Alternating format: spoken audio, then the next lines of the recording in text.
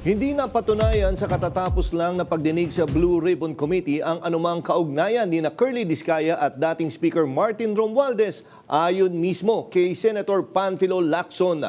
Yan ang umarangkadang balita ni Willie Delgado Jr. They solemnly swear to tell the truth, the whole truth, and nothing but the truth in this proceeding.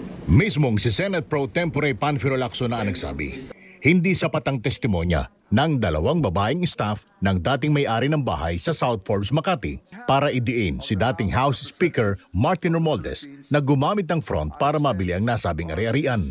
Sa pagdinig ng Senate Blue Ribbon Committee kahapon, sinabi ni Lacson na ang inilatag ng sinasabing testigo ay hindi man lamang umabot sa antas ng ebidensya. Maging ang pahiwatig ay hindi pa rin anya sapat para i-implicate si Romualdez. Bukod pa ito sa mariing pagtanggi ni Curly Discaya na nakapasok siya sa mamahaling subdivision at nakaharap ang dalawang babae.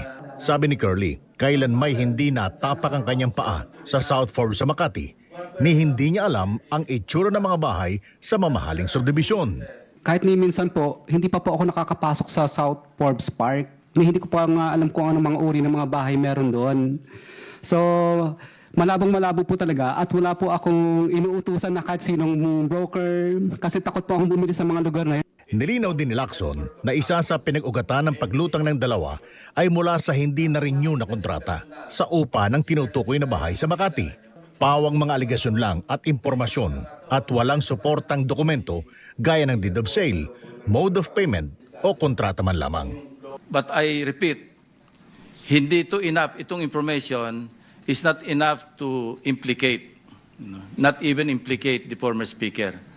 This is just, we may just consider this as a lead kasi merong connection.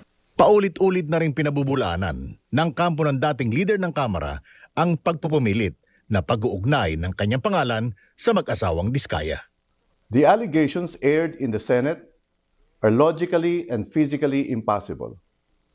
Curly Discaya testified under oath that he has never entered South Forbes Park, making it impossible for him to have approached anyone there or issued any instruction. Ako si Willie Delgado Jr. ng PRTV News, nagseserbisyo para sa Pilipino.